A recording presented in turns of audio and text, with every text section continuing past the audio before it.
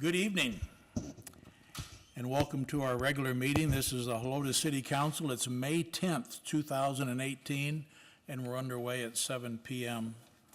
I don't know if all of you heard me, but if you do have a cell phone, we'd appreciate you turning it to off, silent, or vibrate so we don't have phones ringing.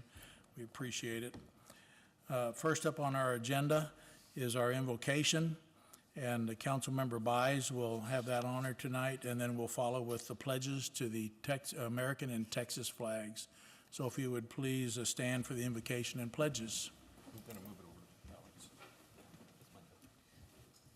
Heavenly Father, as we gather here this evening, we are thankful for your presence as we contemplate issues that will shape the future of our community. Help us to strike the right balance between short-term and long-term needs of our city so that we don't put one before the other. We ask for guidance as we work through tonight's agenda, and we ask that you protect our police, firefighters, and all of our public servants as they work daily to make our community better for all of us. And finally, we ask that you provide guidance to our elected officials at all our levels, that they keep the community and the citizens first in every decision they make. These things we ask in your holy name. Amen. Amen. Amen. I pledge allegiance to the flag of the United States of America and to the republic for which it stands, one nation under God, indivisible, with liberty and justice for all. Honor the Texas flag. I pledge allegiance to thee, Texas, one state, under God, one and indivisible.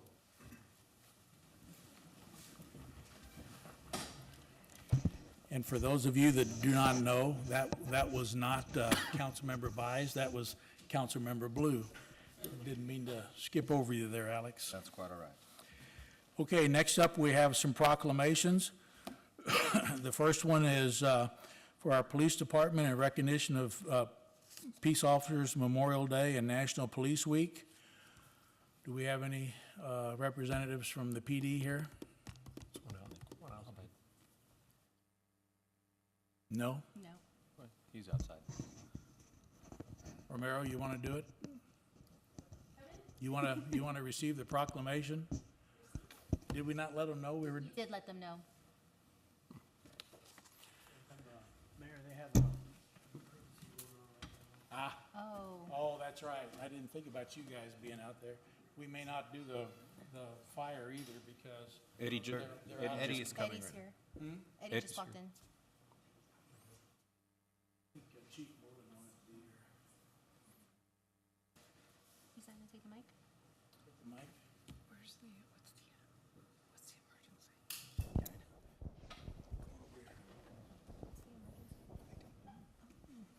He's doing double duty. He's usually a bailiff, but he does police work too, and he's sergeant at arms tonight. So you're a man of all trades. You're the man. All right. My pleasure. Okay, this is a proclamation from the Office of the Mayor, Helotes, Texas, for National Peace Officers Memorial Day and Helotes Police Week.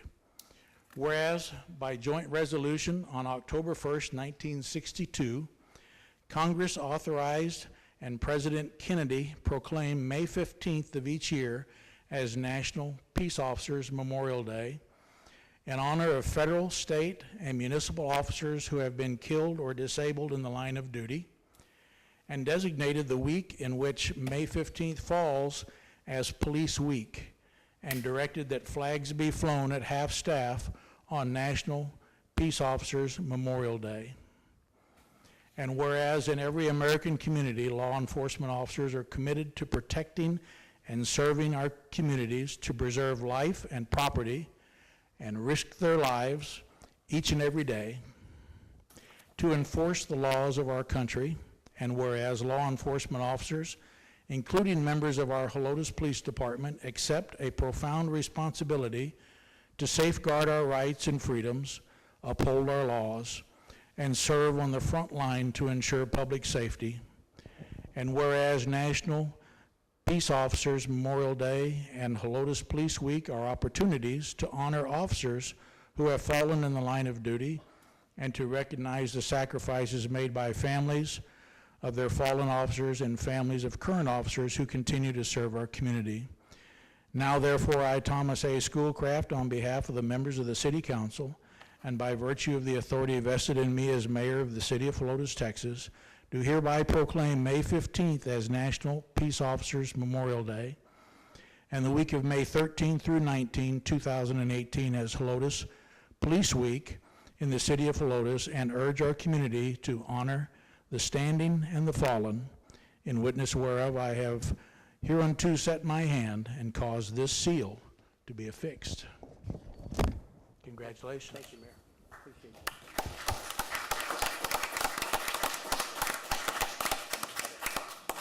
And I would like to say how fortunate we are as a city never to have had a fallen officer that we've lost, and we haven't had one that's been seriously injured in the history of our city, which dates back to October of 1981. Appreciate it. Thank you, Mayor. Appreciate it. Hand that to the chief. Oh, sure. On behalf of the department, I want to thank everyone, each and every one of y'all. Thank you. That was quick. Okay.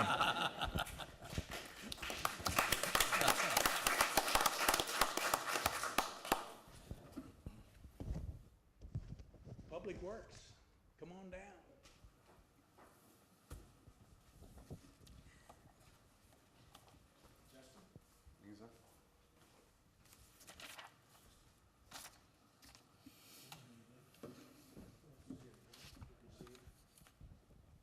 This isn't all of them. Oh, she wants us to move on.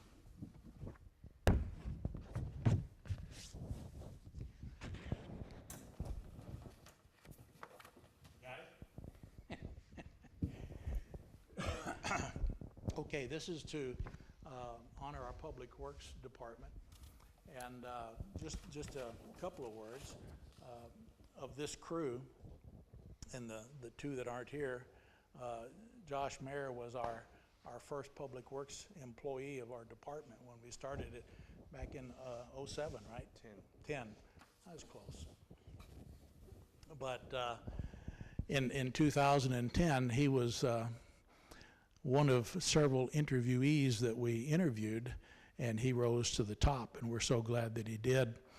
And then from that point forward, the second guy was right here, Justin Vincent, and he's been a terrific asset to us too. So these two were doing all the public work projects that we had, and they were quite a few because we're trying to get to where we can handle all of our stuff, minor and major, street repairs and those kinds of things in-house.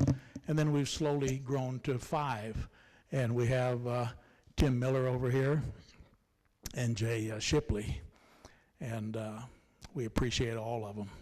So let me read this. Office of the Mayor, Helotes, Texas, proclamation. The power of public works. Whereas public works is the combination of physical assets, management practices, policies, and personnel necessary for a municipality to provide and maintain infrastructure and services essential to the welfare and acceptable quality of life for our citizens. And whereas the support of an understanding and informed public is vital to the efficient operation of our Public Works Department and programs including streets, public buildings, landfill management, stormwater disposal, code enforcement, and engineering to provide these essential services to our citizens. And whereas this year Public Works Week celebrates the vital role that Public Works plays in keeping us connected by maintaining and improving streets, roads, culverts, bridges, and parks to keep us linked together from coast to coast. And whereas today we recognize the work ethic and efficiency of our qualified and dedicated Public Works Supervisor, Joshua Mayer, Public Works Crew Leader, Justin Vincent, and Public Works Assistants, Mark McGraw, Timothy Miller, Jay Shipley, and Gonzalo Lara, who reflect the highest standards of professionalism while striving to improve our city services and the quality of life for our citizens. Now, therefore, I, Thomas A. Schoolcraft, on behalf of the members of City Council and by virtue of the authority vested in me as Mayor of the City of Helotes, Texas, do hereby proclaim the week of May 20th through 26th, 2018 as Public Works Week, the power of public works, and recognize and commend our Public Works employees for their service to our community. In witness whereof, I have hereunto set my hand and caused this seal to be affixed. Josh, so congratulations to all of you. Squeeze in.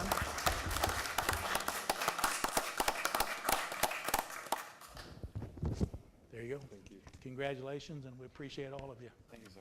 You bet. We have one for the fire department, too. The chief just called before the meeting, and they have a serious major traffic accident up north of us, and most of them are up there with the trucks. I thought he said he'd like to be here. Do you want to go ahead and take it? Yes, if I could just represent this. That's okay. Because I told him we would interrupt the agenda to do it if they all came here, but we'll certainly let you do it. Come on.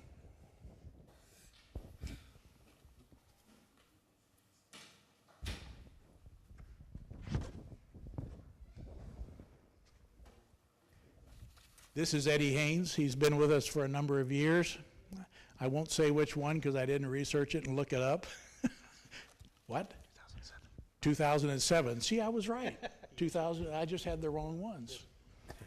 But Eddie's done an exceptional job. He's our arson investigator and fire inspector. He's one of the staff people in the fire department. We just recently promoted him to fire marshal from deputy fire marshal. So he has a lot of responsibility, and he handles it well. And we're so pleased to have you. And he's representing the department, so let me get this read. It says, Office of the Mayor, Helotes, Texas, proclamation, National EMS Week and Helotes EMS Week, EMS Strong.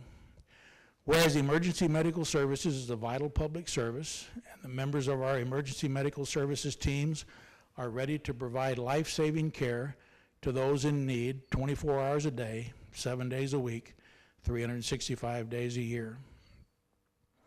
Whereas access to qualifying emergency care dramatically improves the survival and recovery rate of those who experience sudden illness or injury.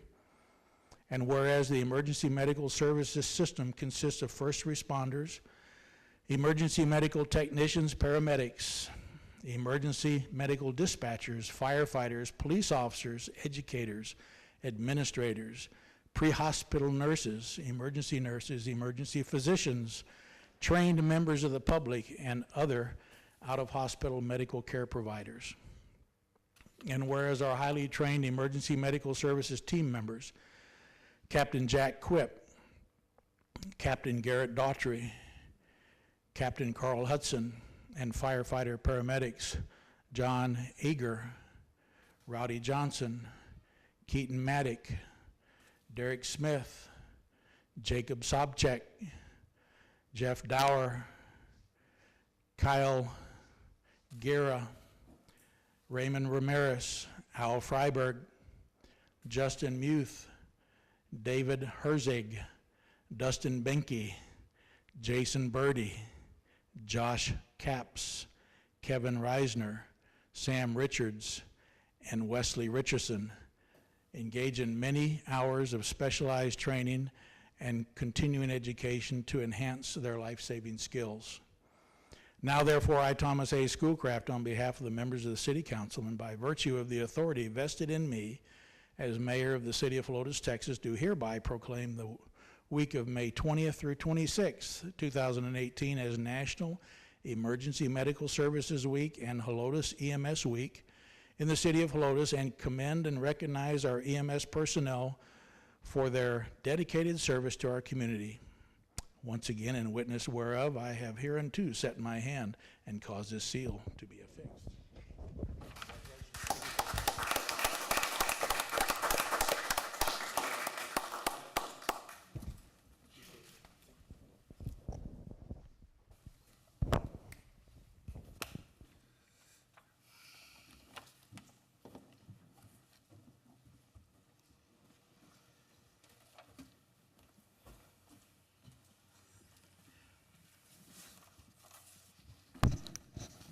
Yeah, there's a lot of firefighters.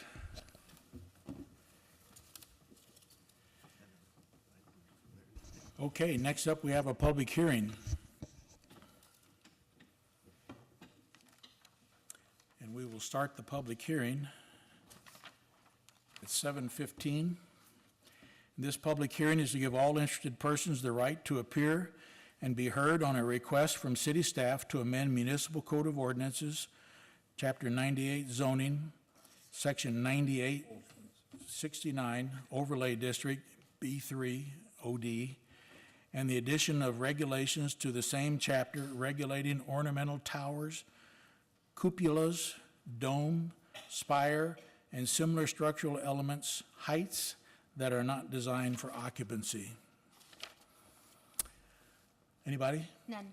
Nobody signed up to speak at the public hearing, so we will close the public hearing at 7:15. He did? Scott, you missed it. Sorry, sir. That's okay. No, I explained. Glad to have you here. 5 more minutes. Yeah, sorry. You want me to do it again? No. Okay. Take a picture. Get with me after the meeting if we can, we'll get some pictures. Okay. Next up, we have our open session. Citizens to be heard. Did we have anybody sign up? No citizens signed up to speak. So we'll move on to our consent agenda. Tonight, we have items 7 through 11. For those of you that aren't familiar with our kind of, or type of meeting, a consent agenda is a grouping together of multiple items that the staff and I consider to be fairly routine city business. And so they're presented to council as routine business with the intent, hopefully, of having one motion and 1 second to approve multiple items. However, if a council member has a question about one of the items and it can be answered briefly, we'll let them ask the question and then we'll answer it. If they would like to have a full discussion on the item, they have the prerogative to request an item be pulled. And in that case, it would be pulled and moved into the regular part of the agenda. So I'll ask now on consent agenda items 7 through 11, are there any questions or requests to pull? 7 through 10. Typo. Who's a typo? Yeah, okay, Sorry. typo. Okay, so it's 7 through 10. Thanks for the cue card. Well, I was trying to, but It was too late. Too late. Okay, so we've got a typo there, and I didn't notice it, so it's 7 through 10. Mr. Mayor, I have a question on number 9. Okay? This is on the Economic Development Corporation Quarterly Investment Report Summary. The beginning book value of $810,000, and then it goes down to $468,000. That's a huge drop, and I was just trying to figure out why it would drop so much. We'll let Rick, since he's executive director of the EDC, handle that question. It is due, ma'am, to the debt service payments that they make in February of 2018. They make debt service payments in February and August. And so this represents the entire annual amount that's transferred to the city fund in order to pay debt service. Okay, all right, that's it. Okay, any other questions or requests to pull an item? Then I would look for a motion to approve items, consent agenda items 7 through 10. Mayor, I make a motion, we approve consent agenda items 7 through 10. We have a motion from Byes. Do we have a second? I'll second it. Second from Blue. So we have a motion and a second to approve consent agenda items 7 through 10. No discussion necessary. We'll call the question. All in favor, say aye. Aye. Opposed, say no. Motion carries unanimously, 3-0.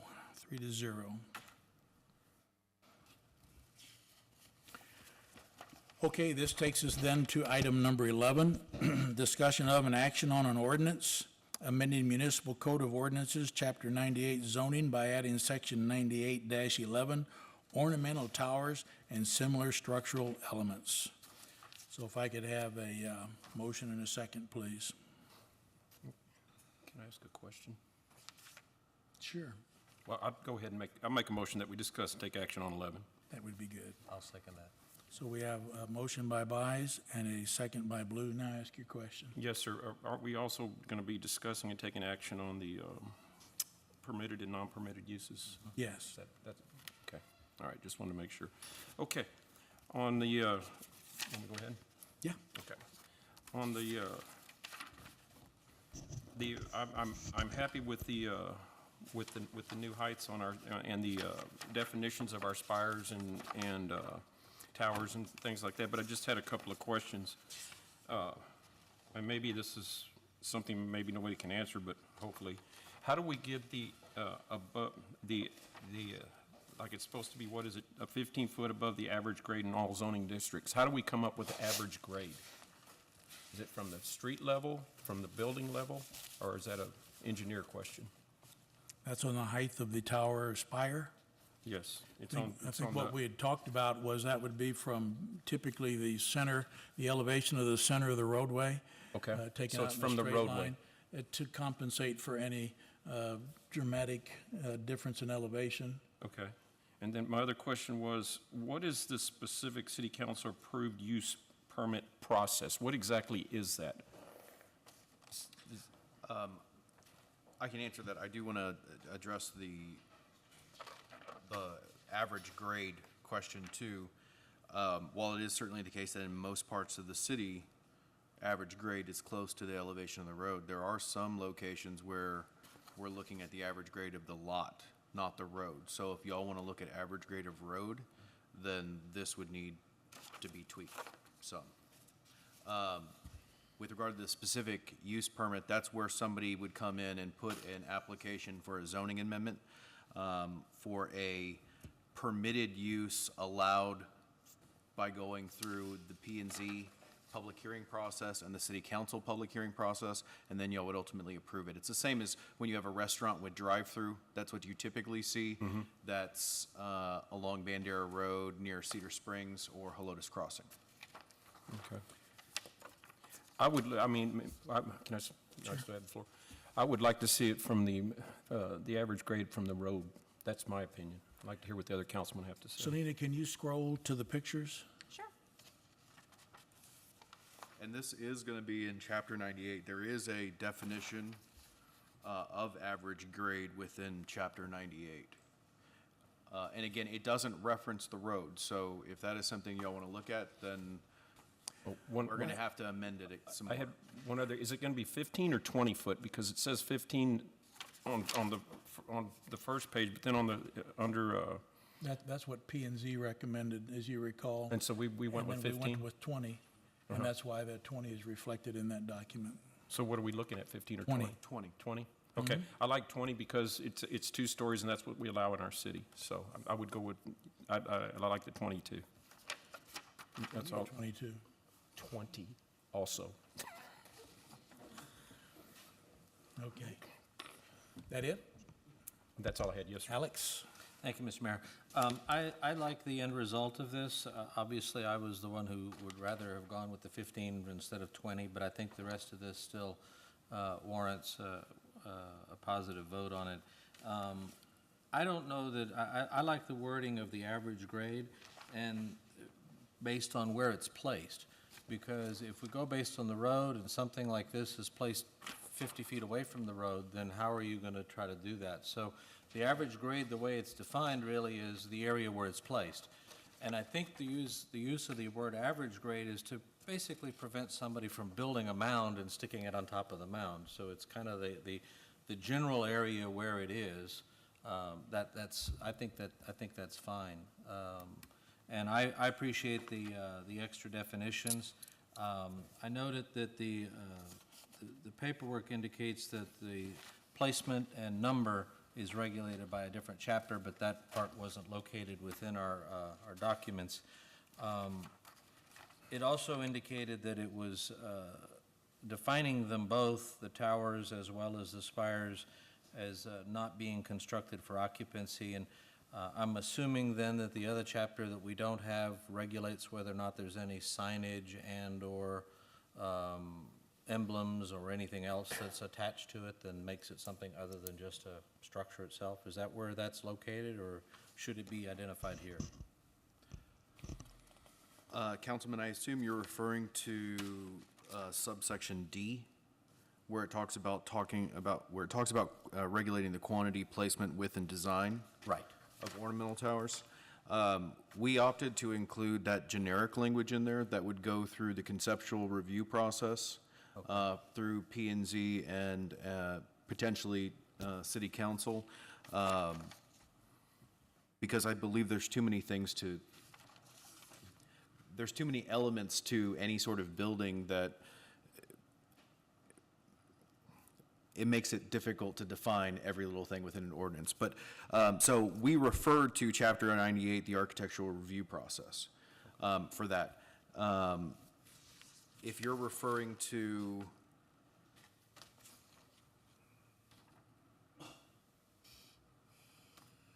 what was your question again? Well, the second, that answers that part, yes. I thought it answered your question, but I was just making sure. It does, thank you. The second part was, is where would there be any regulation to identify whether there is or isn't emblems, advertisements, things like that attached to a structure? And does that then alter what it is? That's kind of where I'm going with it. because- He's referring to, I'm assuming, the letter B out at Well, Brycewood and that kind of thing, or any That any was kind of- minor, Yeah. but you could see that someone would put up something like this and then attach a whole lot of marketing to it, maybe. Well, I mean, I and- think that's and- where we started with this process of, Exactly. if there's something like an insignia or letters or something, that would be included in sort of the sign code Okay. at that point. So and that must be regulated in by the other sign. chapter, because it's not defined here. No, that would be as a part of the sign code. But if somebody was placing like grates over windows or something like that, like they do in sort of a Spanish missionary type look, then that would just be architectural. That would be covered here. Right. I think what he's asking is anything in here referencing to the sign code? There's nothing in here referencing the sign code. Okay.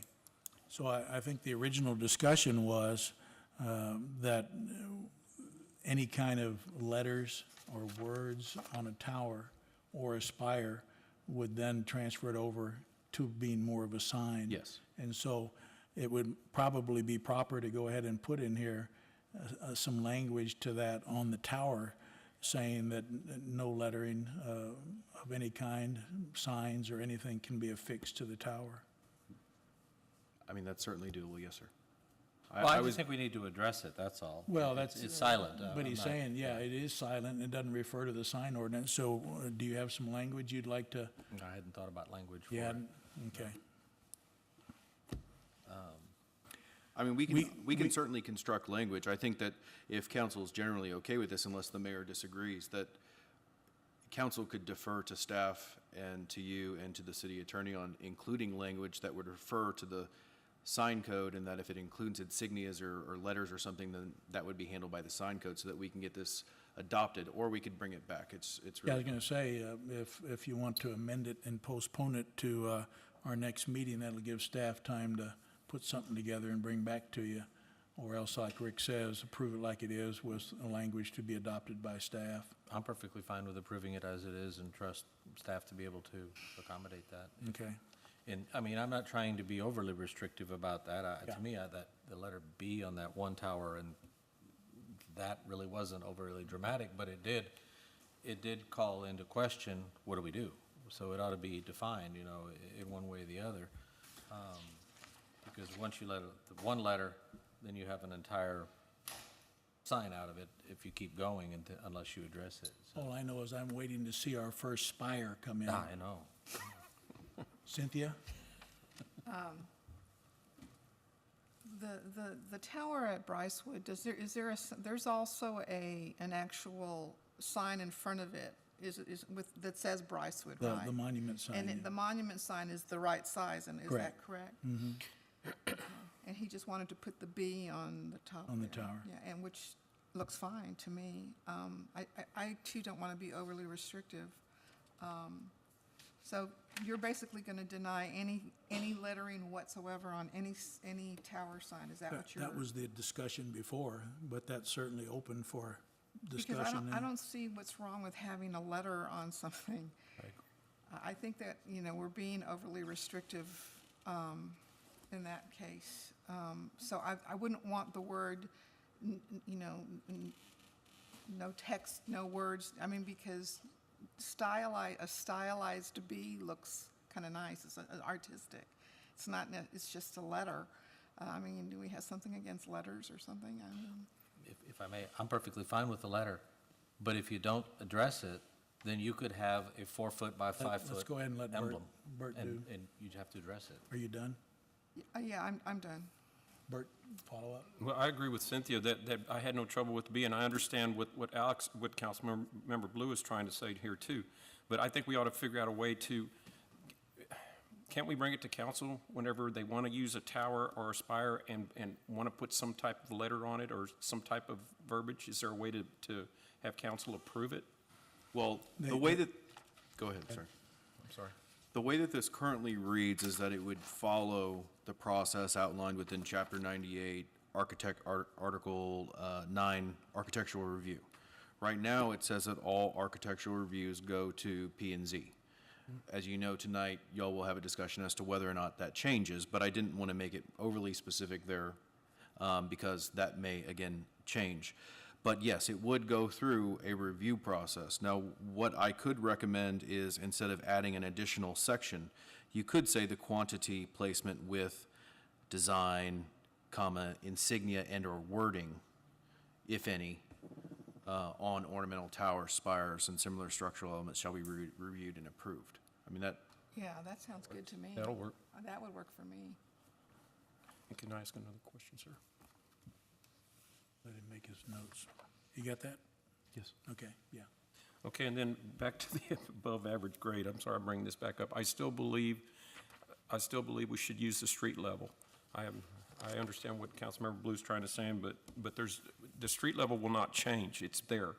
I mean, you're saying maybe build a mound and then put it up. What I'm saying is use the street level for the average grade, and then they can build the 20-foot spire or whatever. Does that make sense? Yeah, and just if I can interject, if you remember Brycewood, when they had yeah. I think they were 24 feet with theirs, yeah, but they were about 5 or 6 feet below the center of the road. And so the purpose of that is in many areas, the land is lower than the road. And the discussion was from the center of the road, a straight line, the difference there to the natural grade and that line would allow them to go the extra height. That was the discussion that I recall. It doesn't matter whether they would build something up, it would still be that differential in height. So the more they'd build up, the less adjustment they'd be able to make. That was the thinking. So you're up. I understand that. We also limit the height through using the exact same wording of all signs, including monument signs. If we change one, are we obligated to change the other, or are we going to Telling be you what the inconsistent? discussion was, yeah. Because we have height requirements on signs throughout the city, and frequently the sign pole or monument base is off the road, many times below grade of the road, simply because the road's always built up, right? And so now we're going to have to consider that too. And I would stand with the way we have it worded. Okay. Cynthia, any follow-up? No, I do believe that the grade should be from the road myself. And I like all the other changes that that are in here, or I'm fine with them.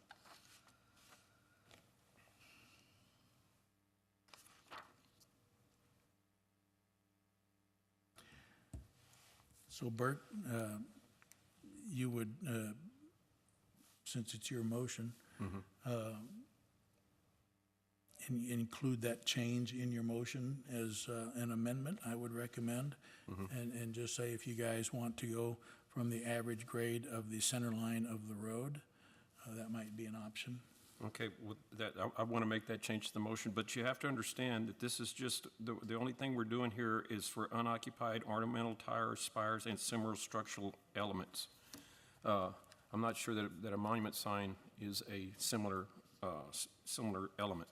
So I don't know if we even have to worry about that part of it, but yes, I want to include that in my So motion. the center line of I would say adjacent road. Yes.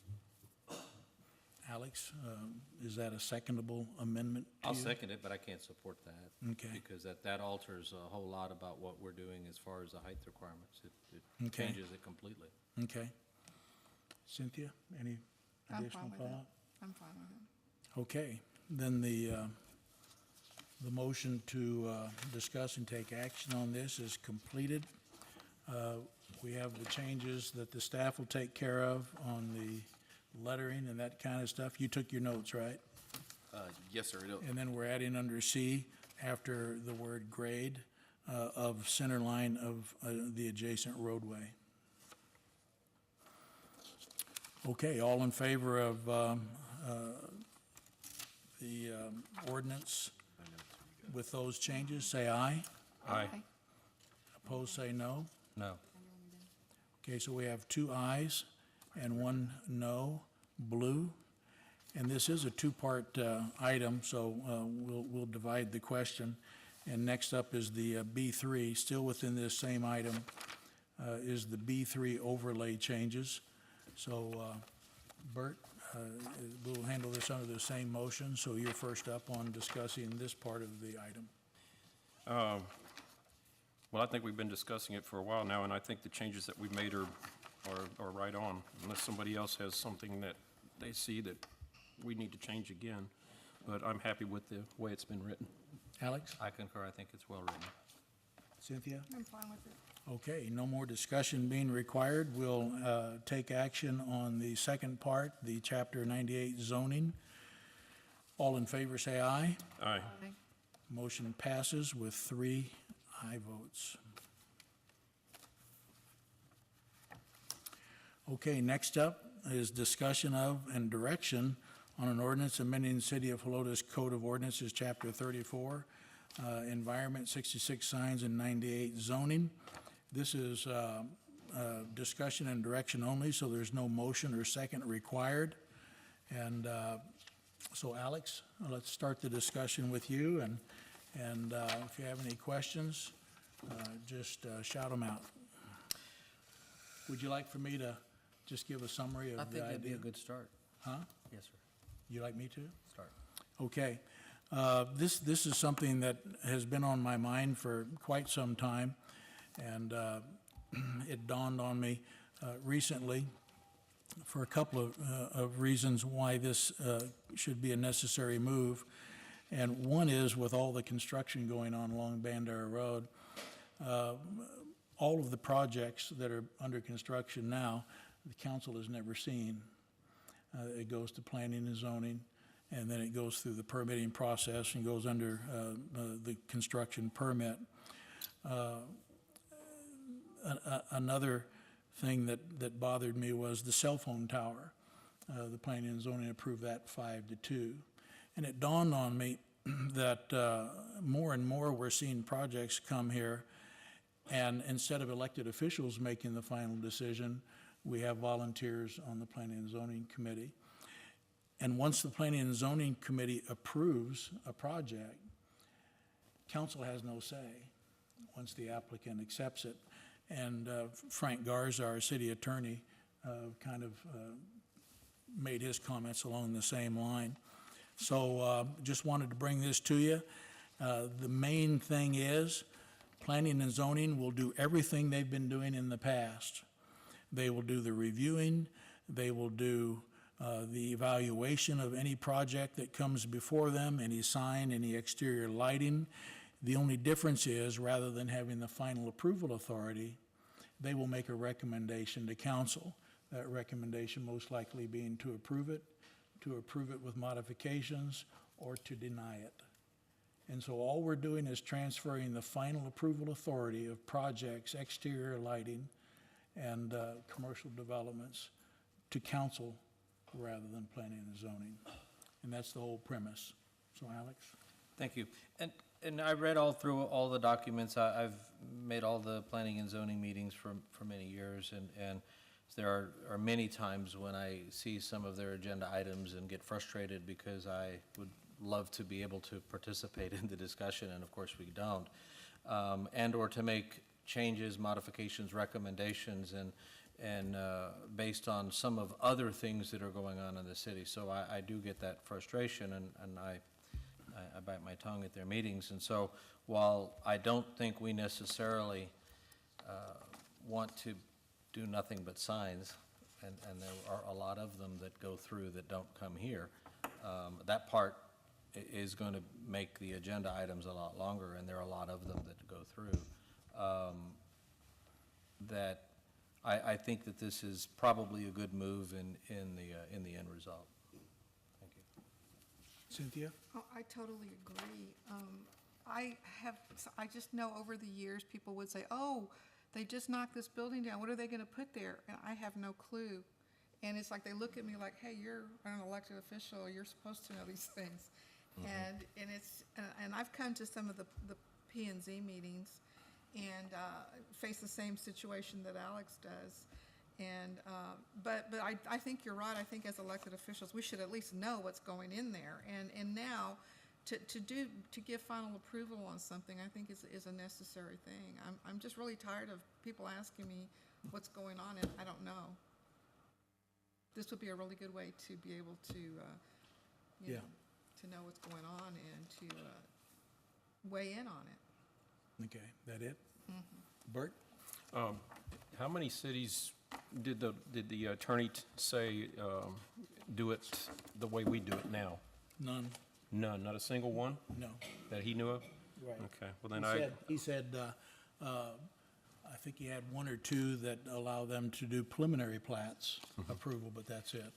Okay, well, P and Z is very capable. They do a good job. They have a hard job to do, but they're appointed commissioners. We're the elected officials, and we're the ones that have to answer to our citizens. So I think this is a good move. I also would like to thank, I believe you were the one that redid this document. I'd like to thank you for doing it, because this is a lot of work you did here, and it's very well done. It was my idea. Rick did the actual document, but I put a lot of red ink on it. Well, you always do, so, anyway, what, Rick? I'm going to comment, but I'm not going to. Okay, I had one more question, please. Yeah. Is there going to be a way that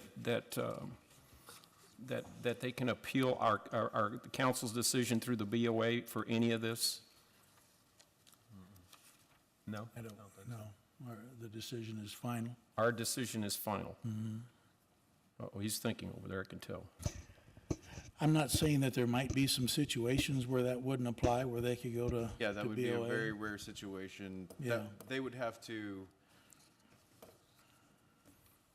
that's a question I don't know the answer to, but I can't foresee something happening Okay. like that. We'll I would have that to- answer when we bring it back, because what's going to happen here is since this is a zoning rules change, we're going to have a public hearing. And so we're planning on having that the first meeting in June. And then we also, I understand, planning and zoning has to have a public hearing. This has to go to planning and zoning for their comments. It doesn't matter what their comments are. If they're against it, it doesn't matter. Not that their opinions don't matter. I'm just saying, we just want their input. And then it will come back to you guys for action the last meeting of June, probably. Anything else, Alex? Anything else? Yeah, I just want to say that I do agree that planning and zoning, they do a really good job, and it's a difficult job. And actually, I think they're going to be relieved of this, you know, that they have to be the final. It's hard for them. I see it up there, how difficult it is for them to make the final decision. And so when they've said, oh, well, good, city council's going to have to look at this, I see this like, oh, good, you know. So I don't see that there's going to be a big issue. But they do have, it's a tough job. Yes, it is. Well, they'll still be doing the recommendations, but Right. that's different than making the final. Right. Bert, any follow-up? No, sir. I would like to just read the first paragraph here that I put together, simply so that everyone will have the gist of what we're doing, and that we do recognize the hard work that the Planning and Zoning Commission and its members have given to the city through the years. But it just says the Planning and Zoning Commission has been an integral part of our city government for many years. Some of our volunteer commissioners have served on the commission for more than a decade, and regardless of the length of their service, all of our commissioners have given many hours of their time and done a commendable job of advising the council by making recommendations for appropriate action when necessary and taking final action on some items themselves as part of their responsibility. And then I just go on and talk about the changes that are going on in the city, and the more construction that's going on, the more important it is for council, as Cynthia stated, to have that final approval authority. So anyway, we'll go ahead and continue the process, schedule the public hearings, and then bring this back in June for more discussion and action.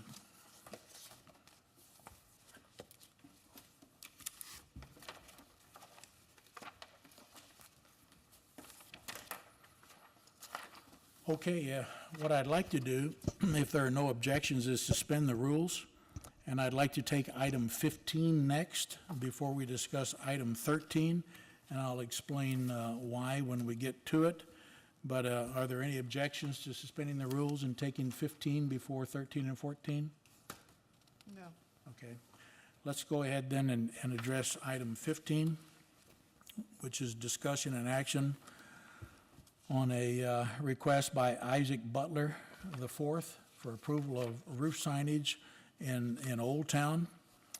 And so I'd look for a motion and a second to discuss and take action on this item. Mr. Mayor, I make a motion we discuss, take action on 15. We have a motion from Byes. Do we have a second? I'll second that. Second from Massey.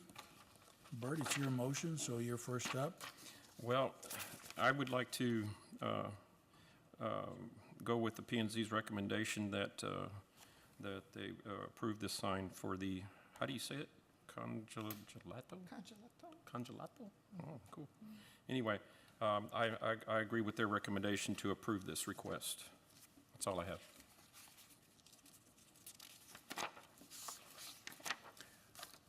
Cynthia, your second? I totally agree. I'm looking at the building, there's really nothing else that can be done, you know? And it's in Old Town, and so creative things can be done in there. I think it's fine. Alex? I concur. I think that this meets the definition of the creative sign ordinance. It's not really a place to put the sign on the wall.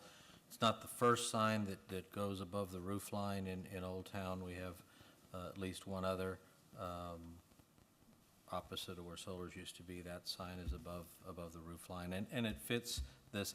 I do wish the material, at least the picture we have, it looks very more temporary or a little bit less as far as substantial material, but maybe it's because of the picture that it looks a little bit different than the rest of the building setting, maybe, you know, a wood frame or something like that, but that's part of the design process. What we're talking about is whether or not we allow it on the rooftop.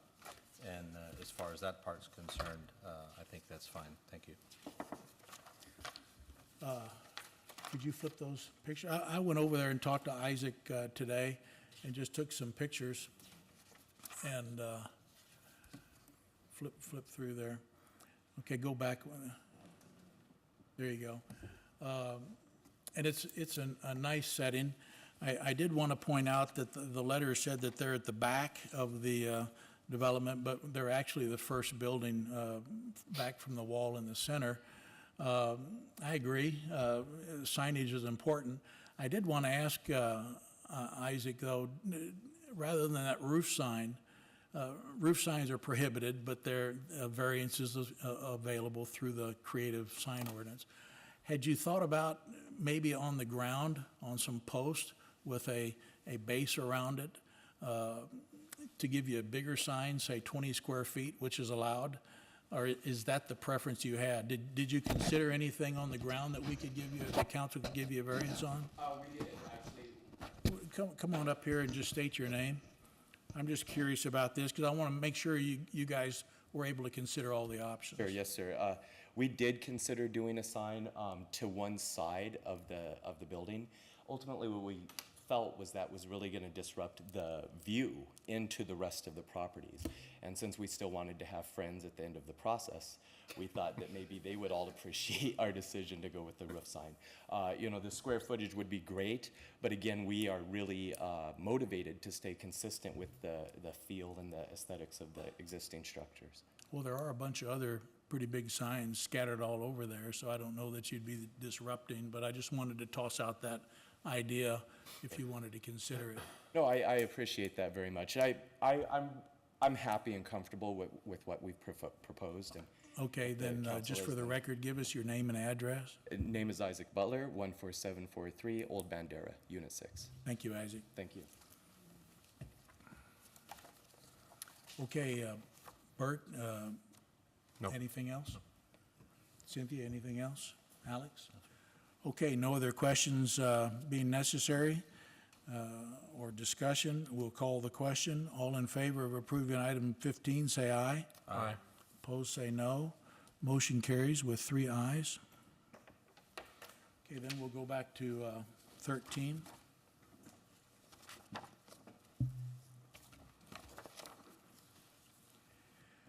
And the reason I wanted to take 15 first is because I went and talked to Robert, the owner of Cheetalish, and I was just a little concerned because to me, it seemed like some other ideas could have been considered, but before I do that, I'd rather just have you guys toss your ideas out, and then I'll toss in some thoughts that I have. So do we have a motion and a second to discuss item 13? Mr. Mayor, I make a motion, we discuss and take action on 13. We have a motion from Byes. Do we have a second? I'll second that. Second from Massey. Okay, Bert, you're up. Well, I was just in Old Town last week, and I did see this business, and I was not, none of the signs to me were, how can I put it? I was not, taken aback by any of the signs. I have a question. Was there any citizen or merchant complaint about these signs? No. There was no complaint. So our code compliance guy went out there and said, you have too many banner signs. Yes. Okay, well, I'd like to read section 66X21 of our exempted sign, of our sign ordinance, exempted signs, and it's number 5. Works of fine art which are in no way identify or advertise a product or business. Well, I can't see where these signs, pictures of, in my mind, these pictures of, well, like that right there, what is that it identifying the product or business? In my mind, it doesn't. It's just it's a picture of a girl with a hat on, and it's, to me, it's a nice drawing. I know it's technically on a banner, but I don't find it obtrusive or anything like that. I mean, that's my opinion. I would like to work with these people and maybe find a way to, to allow them to keep it. That's my opinion.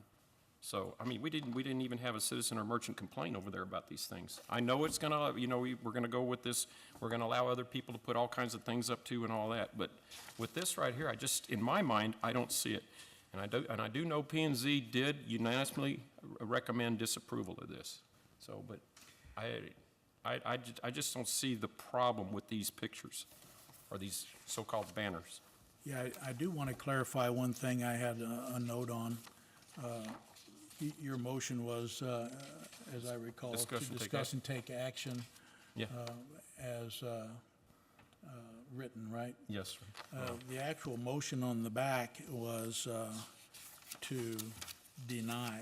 So I just want to be sure that is not your motion. Oh, You're just discussing and taking action. well, it just says right here, Yeah, but on the back, the suggested motion. So you're not going by that motion, you're going by the caption. well, I'll tell you what, I will go with the motion for denial, but if I make the motion, I could still vote against it, correct? I mean, vote against the denial. Is that correct? Why don't you just leave it like you had Okay, it, we'll leave it, discussion of okay. an action on? I'm just clarifying your motion does not have anything to Okay. do with the assumption of Yes, sir. denial. Yeah, because I think if I can't vote against it then. Okay. I just discuss and take action. You can't speak against it, but you can vote against Okay. it. Cynthia, you're up. So it's these, this brings to mind the mural question we were talking about. Didn't we have a mural thing? To me, these are like little murals. They don't bother me either.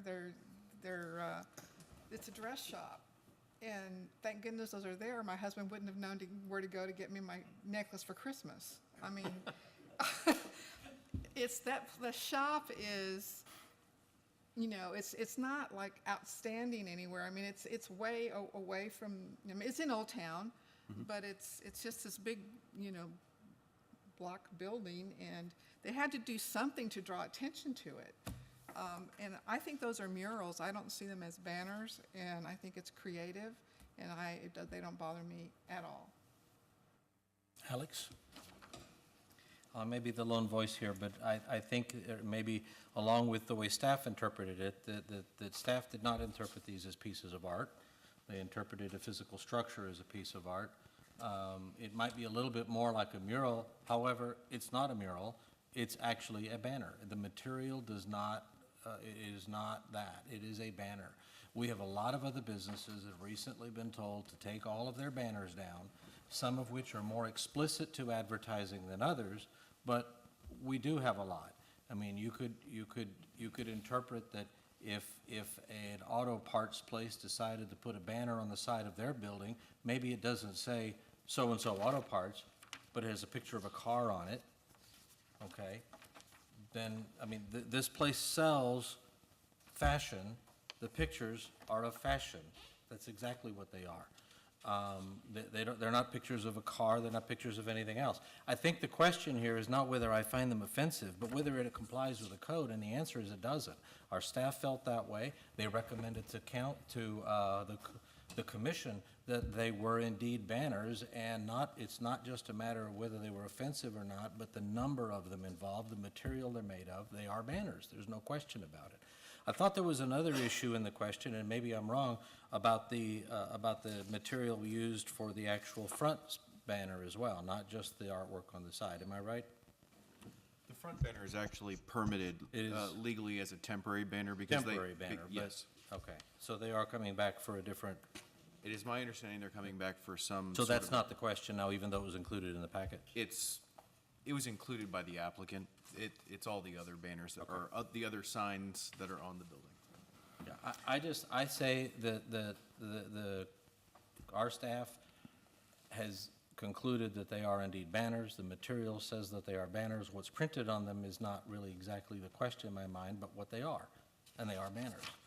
And we have a lot of other businesses would absolutely love to have a lot of banners outside of their business, on the side of the wall, whatever. And I think we have to stand by our code. Because the changes we've even talked about in the last meeting did not permit this either. And I'm not encouraging that we go that route, but they didn't. This discussion and planning and zoning's discussion never envisioned the idea of having all sorts of banners posted on the side just because they don't have the business name on them. And all of a sudden allowing them. And if we do, I think we're setting a really bad precedent. I mean, they don't offend me either. I think they're very nice. It's just, that's not what our code permits. Okay, if I can just interject a couple of thoughts. And I went down there yesterday and took some pictures, and I went down there again today and met Robert and his wife Debbie. I didn't get to meet her until tonight, but we talked. And they were a little confused on this because these signs have been up there since, to me, they're not banners, but they've been up there since November. And I know the Holtzes gave an approval for them, so they must not object to them either. But I look in here, the purpose of a banner is to advertise a special event other than a recurring event which occurs on a regular basis. These do not advertise an event, and I just would like for you to consider that just because the material is similar to a banner, they are in frames. My question to the staff and my question to Robert this morning when I went down and visited and took these pictures, if the council can consider the little roof sign that they just considered in item 15 as a creative sign, then why in the world, you have a rustic wooden frame, and if you read the definition of a creative sign, it's very specific. They want creativity. They want something different. They want natural materials. We have wood frame. Go ahead and scroll one more. Okay, then this is another one. Take the next one. And you see the close-up there. You can see the wooden frame. You can see the grommets in the material. Again, it's similar to banner material. And then you have the leather straps or whatever that go into the side of the frame. So to me, it's unreasonable not to at least give this some thought as a creative sign. And that's really it. I don't think a banner permit would be required for this. That's just my opinion. You guys have the vote. It shouldn't require the 30 days. And you've got one per lot, but, you know, these are not distracting, and they do help the business, and that's what we're all about, is helping the businesses. So that being said, we'll go to the second round of discussion. Bert, you have anything else to add? Well, works of fine art are allowed only in Old Town. Is that correct?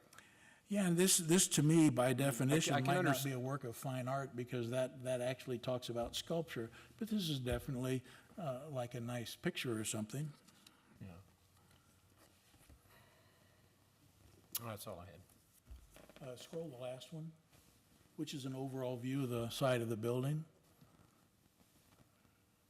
Did we have one more? I had one more direct. No? Okay. Anyway, so no more, Bert? No, sir. Alex? Or no, you're next. It's your second. Yeah, they're not banners. It's art. In my mind, it's art. It looks like art. Just because it's on some kind of material, would it be different if they had hired an artist to actually paint these pictures on the actual stuccoed wall? Now we're considering it as a mural. So it's still art. And I agree with what the mayor is saying. It's not distracting. It's not a banner that says, you know, 10 cents off or 20% off on the U-Haul or whatever. It's not that kind of a banner. It's not a banner. It's art. And I think it looks fine for there's a lot of people who go shopping. The women are attracted to that. As again, we're here to help the businesses. Women go there because they go, oh, look, you know, there's dresses and stuff there. I know maybe you guys don't understand that, but this is something that draws the women in, and it's art. It's not a banner. So that's how I feel. Alex, you're last up. Well, I've said what I think, and I think we're going down the wrong path with it. Whether you want to call it art, I think we've already had that debate. And I understand, Mr. Mayor, you're lobbying hard for it, and I appreciate that. But I still think that you know, this is a business. I mean, I get that businesses need to advertise, but we have sign ordinance for a reason, and that is to control that. These may not be offensive, but we're not only talking about the material, we're talking about the number, we're talking about the placement, we're talking about a lot of various different things that are involved in here. And yes, okay, women want to see the artwork on there that depicts that, but maybe the hardware store wants to put an artistic rendition of a chainsaw, and the auto parts place of pistons, and other businesses will have other things and I think we're just going down the wrong path with it. That's my opinion. I believe the hardware store does have a picture of the chainsaw. And they had to come to this council to get permission for it. Right. All 10 of them. Okay. That finishes up discussion. So on this, the way this reads, an aye vote will approve the 5 banners, the ones on the side and the one on the front. And a nay vote will be a vote to deny the variance request. So we'll call the question. All in favor, say aye. Aye. Aye. All opposed, say no. No. We have 2 ayes and 1 no, blue.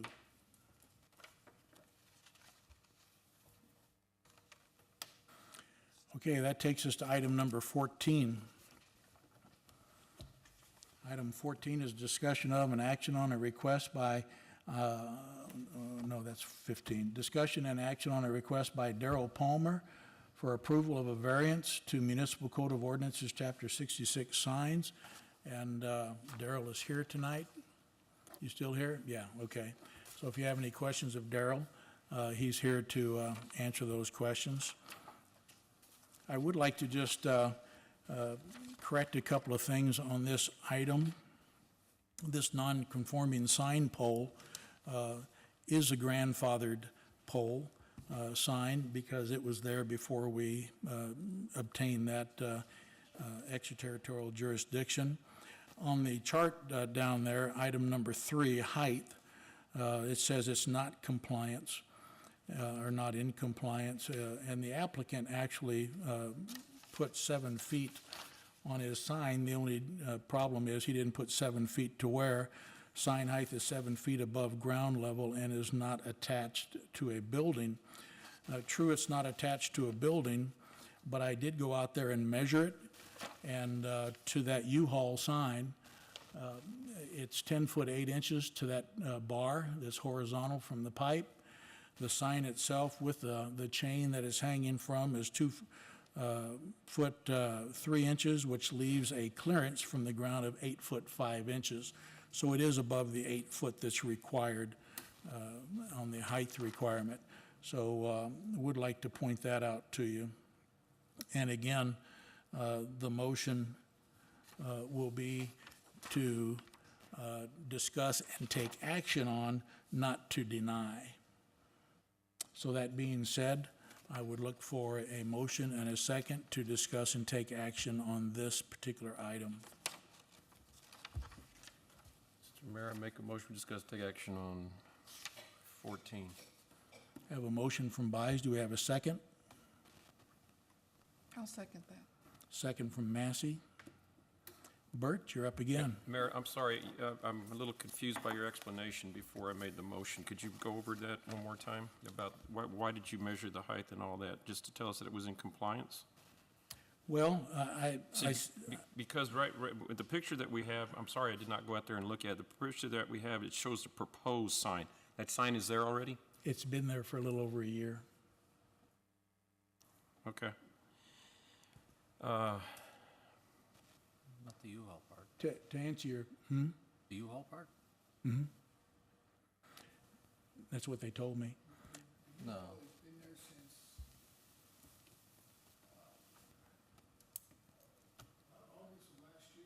Yeah, Steve told me right around a year.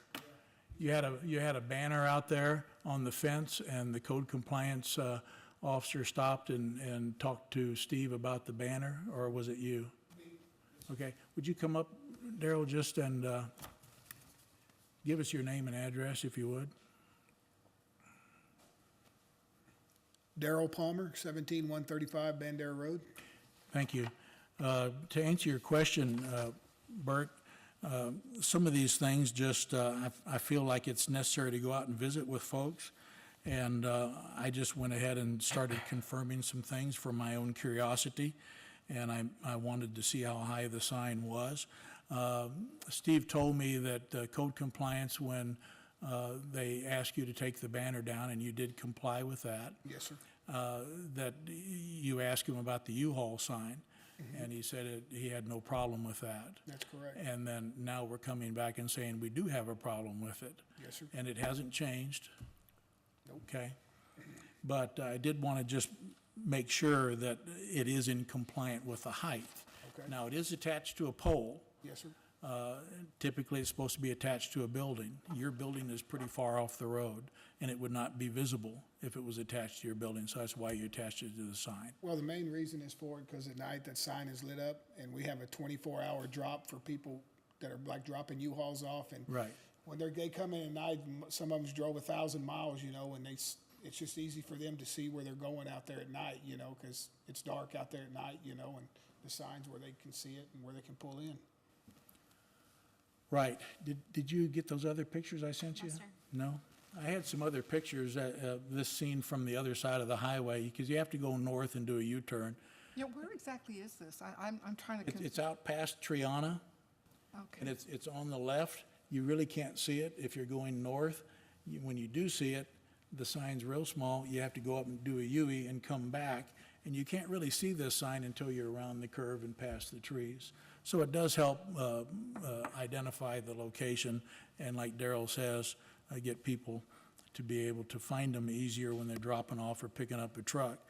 And as you all know, we're working to try and improve our sign ordinance. And it's frustrating because staff can't really explain a lot of our ordinance. The people don't understand it. A lot of the people that I talk to, frankly, feel intimidated when the code compliance officer comes out there. I don't think any of them are intentionally violating anything. We're just in the process of making our sign ordinance more clear, concise, and easy to understand, and that's our goal in the end. So it's really like I told you this morning, or told Steve, and told you earlier, it's really up to the council. Sure, I understand that. You know, all we can do is give them all the information that we think they might need to make their decision and go from there. Yes, sir. So with that, Bert, it's your motion. You can stand there or go sit down. If we have any more questions, we'll get to you. Bert? Okay, so if I'm hearing this right, we told that business to take down their banner sign. The business asked if they could put that U-Haul sign up there, and we said it was okay. Now we're saying it's not okay. I believe it was already up. Oh, it wasn't? No, we did not ask permission to put. Oh, you did not ask permission. Okay, I'm sorry, that's, But your U-Haul, I mean, the city ordinance came by and had a problem with the banner. So I took the banner down. Yes, sir. We didn't have a problem with the U-Haul sign. Right. And then, 3-4 months later, he comes back and now we got a problem with the. well, so you put it up without permission, but then they told you, okay. And to bring it into compliance, it needs to be put on the building itself, according to our ordinance at this time? May I ask a question? Sure. When you say the code enforcement officer didn't have an issue with it at the time, did y'all specifically discuss that sign? Or, you did? Okay, thank you. But, and the location? Yes. It was right where it was. So in my mind, we gave them permission to do this. I mean, to me, that what we did was wrong, if I'm hearing all this right. What's your question again? They said that it was all right to do what you did, put it on that pole. The, Put it on the pole I didn't put it on the pole. A rep from U-Haul came and put it on. Okay, yes, sir. I got you a sign. After it was put up, your city ordinance guy came and had a problem with the banner that I had on that pipe fence right there. Okay, And said I couldn't have it up. okay. Oh, you had both signs up? go ahead if you would, get back up so we can catch you on the mic. Sorry, I'm sorry, I'm confused. Well, that's the thing. We want to be sure you guys fully understand the whole Process. order of how these things happen. Yeah, so we had both signs up there at that same time. He had a problem with the banner, and he goes, and he specifically told me, I don't have a problem with the U-Haul sign up there. I never gave it a second thought, until I went ahead and complied with his taking the banner down. I took it down, folded it up, put it up, and then 3 or 4 months later, he come back and now he's got an issue with the sign up there. So I came down and did the variance thing, and here we are. Okay. Well, I was planning and zoning, and, did not approve it. And what they recommended was that you work with city staff to get it compliant. But I don't know how you can get it compliant anywhere else. And you have, like you said, customers that, it's difficult to find things out there sometimes, out there that far. Here we go again. It's the same thing with our sign stuff again. We've been working on the ordinance, I know that, but in my mind, for right now, I would have to say it's okay to have that sign, but is that really what our motion is about, or our agenda item is about? yes, it is. Yeah, it's a variance to leave it on the pole. Once again, it's going to be the same discussion as we had before. I'm going to have to be for the variance. Cynthia? I agree. There's extenuating circumstances, and this is why we have variances. If you can't see a U-Haul, and that's important, if if the building is set back and you have it against the wall, and someone is driving at night, and it's dark out there, they're not going to see any sign. They're not going to know where to look. The other thing, too, is the pole is grandfathered in already. And I mean, the signs above it, I mean, it's a terrible picture, by the way. I mean, it doesn't do it justice. And then there's a truck in front of it, which doesn't help matters. So it's a, you know, I can't. Would you turn that light off? The sign on the top, I can barely see. I don't even know what it says. I'm not even sure if anyone could read that as they're driving. Car sales. It's car sales, okay. They sell diesel trucks and other things. Yeah, okay, so the pole is already there. It seems logical that you would put the U-Haul rental if that's what it is. And I just think there's extenuating circumstances. That's why we have variances. Yes, we have a sign ordinance, and but we just can't be draconian about our sign ordinance. That's why it comes to us for variances, because there are extenuating circumstances.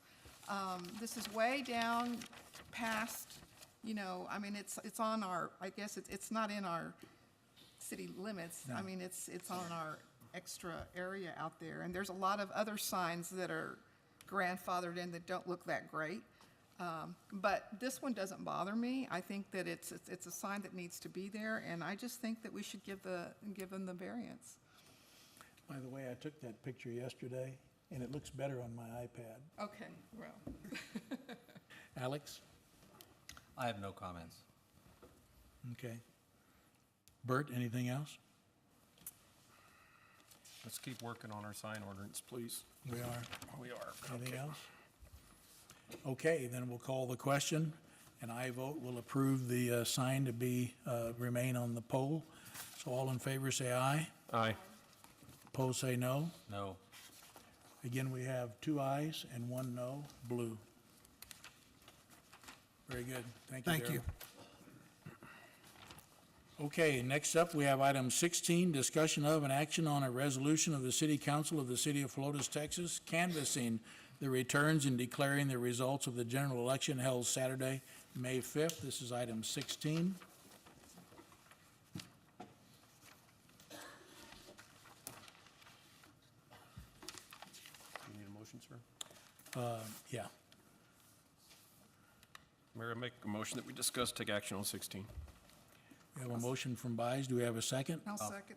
Oh, He beat you. okay.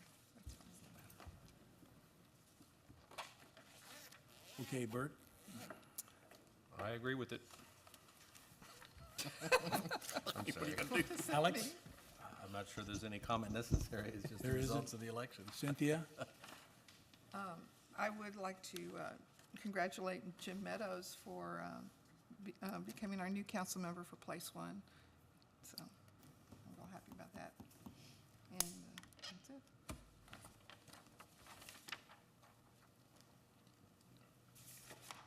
Does this take a record vote? Or just a No, voice vote? just, yeah. Okay.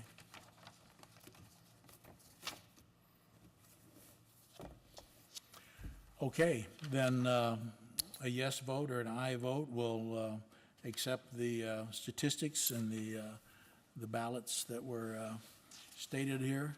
So all in favor say aye. Aye. Opposed say no. Did you say aye, Alex? Yes. Okay, so we have 3 ayes. Okay, that's our last item on our agenda. Thank you all for being here, and we're going to adjourn at 8:18.